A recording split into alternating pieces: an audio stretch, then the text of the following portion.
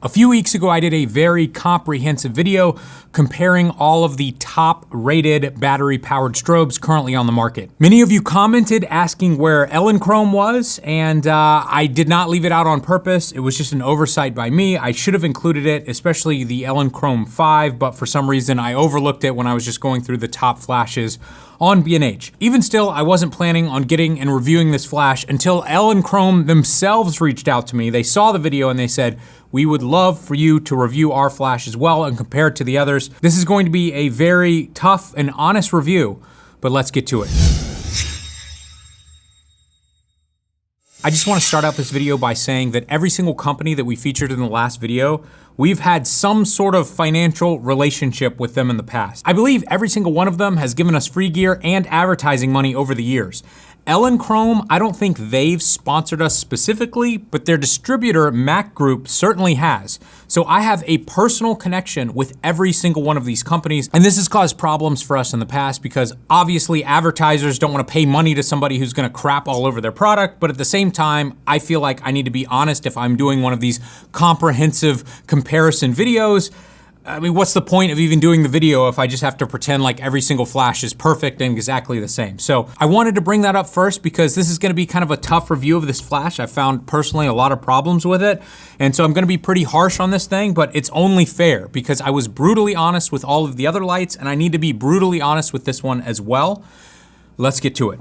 This is the Elinchrom 5, a battery-powered strobe, just like all the others. One thing that I noticed right off the bat that I really liked about this flash is that both the battery and the flash itself are powered with USB-C. So if you want to charge the battery independently, you can, or if you want to keep the battery powered up and charging as you use it, you can use the exact same USB-C cable. The overall build quality of this flash is pretty good. I would put it on par with the Godox lights that we reviewed in the previous video. It's made of plastic, but it feels okay. The buttons on the back actually feel better than the buttons on the Godox flashes, which is quite nice. But of course, this flash can't really compare to the build quality or ergonomics of the Pro Photo flashes. Elinchrom has its own proprietary mounting system that in the short time that I've used this, I don't think I'm the biggest fan because it's kind of a two-step process. You push down and rotate, and you can't really tell that it's locked in place. And then to really lock it down, you have to slide this lock into place. So it's kind of this two-step process, and I feel like it could potentially cause a problem where, you know, you think it's locked in place, but it isn't. And then even when it is locked in place, you can see that I can move it around quite a bit. So for me personally, I still prefer Pro Photo and the Bowens mount over this system. Now, when it comes to power output, it wasn't quite as powerful as I was expecting. I got almost the exact same output as my Pro Photo B10X Plus. However, that flash is significantly smaller and lighter in size.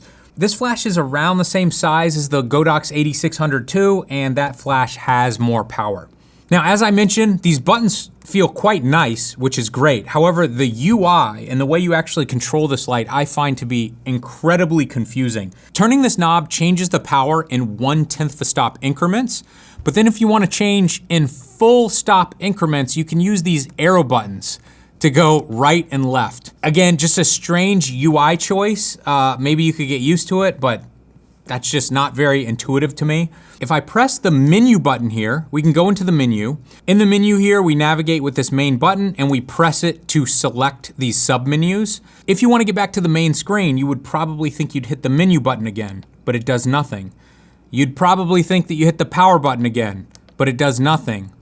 You would probably think that you would hit the left arrow button to go back, but it only goes back to one menu. You actually have to hit the right arrow button right here that's correlated with what it says down here on the bottom of the screen. This just seems very strange to me, and you press that to go back. That just isn't intuitive to me. It's not like any other flash I've ever used.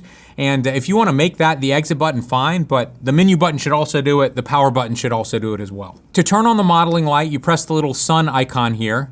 The modeling light is now on. But if you wanna make detailed changes to the modeling light, you have to hold this button, but then I could not figure out, like, how do I get down to these options here? And I can't tell you how long I tried to figure this out. Like, how in the world do you get down there? I'm hitting every button.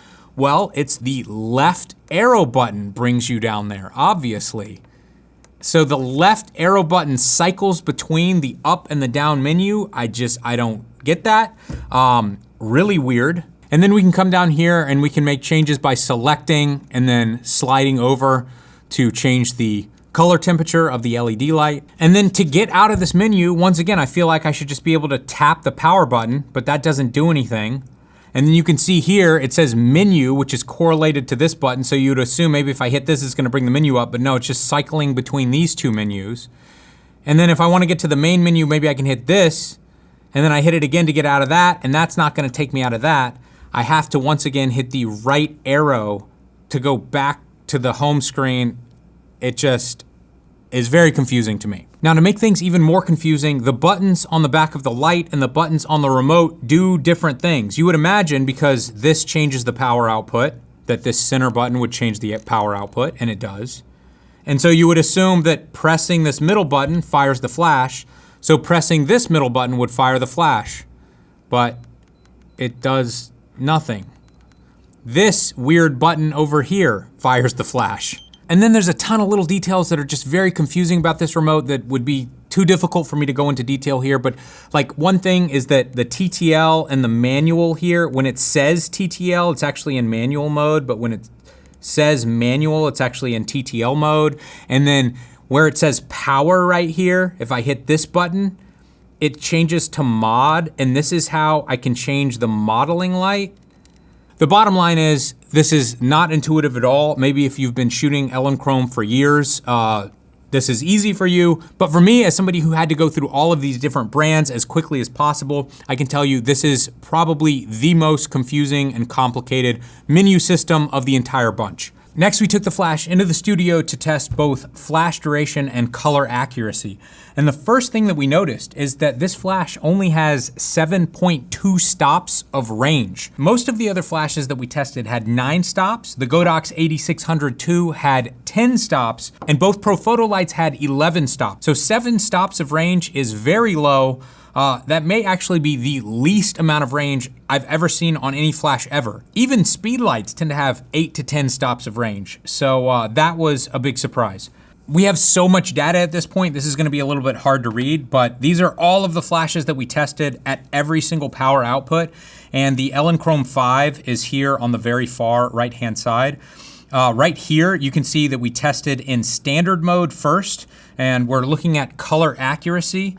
And we had a color Kelvin shift of 227, which is pretty good. However, I do want to point out that this flash is firing at around 6,500 Kelvin, which is a little further off of the 5,500 that I'd like to see. And if we go down to the green and magenta shift, you can see here that we have a massive magenta shift on this light.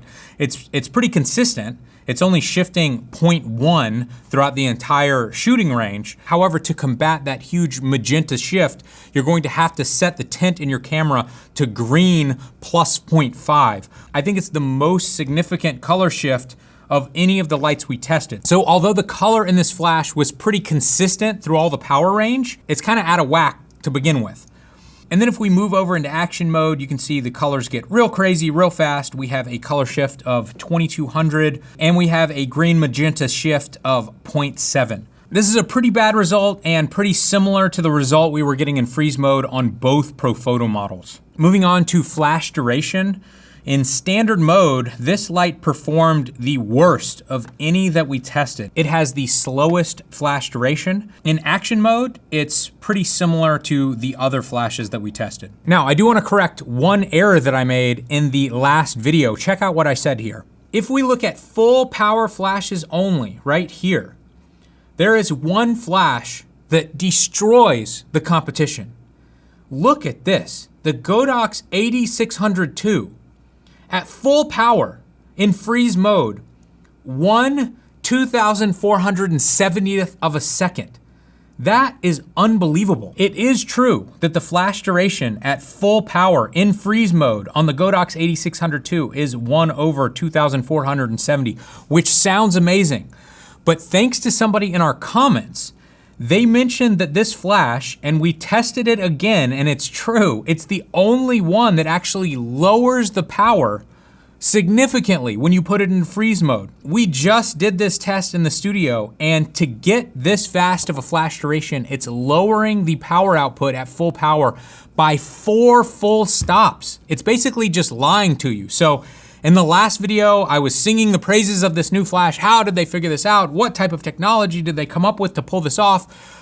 They did not figure anything out, and they are literally just taking away 4 stops of power to give you faster flash duration. That is a significant downgrade and something that I wish I could just remove from the last video because I was so impressed by that feature. I'm gonna have to just do a pinned comment in that video though, because that's a big deal, and I'm surprised Godox would even do that. What's the point? Next up, I wanted to test the wireless range, and I went back to the exact same location that I tested all of the other flashes at.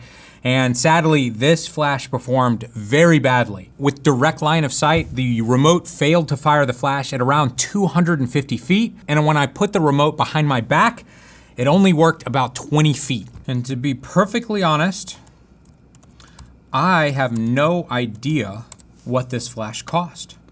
Let's look it up right now. Ooh.